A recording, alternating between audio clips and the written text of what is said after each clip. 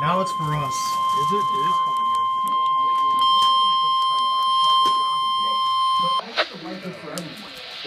Urgent weather message. The National Weather Service in Cleveland has issued a severe thunderstorm warning for Cuyahoga County until 7:30 p.m. Eastern Standard Time. At 6:44 p.m. Eastern Standard Time, the National Weather Service Doppler radar indicated a line of severe thunderstorms capable of producing damaging winds in excess of 60 miles per hour. These storms were located along a line extending from 10 miles north of West Lake to Strongsville and moving northeast at 55 miles per hour. Locations impacted include Cleveland, Solon, Cleveland Heights, Euclid. This is a dangerous storm.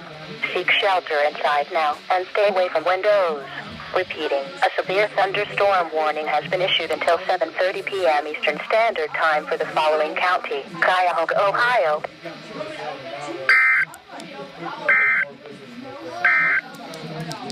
A weather message.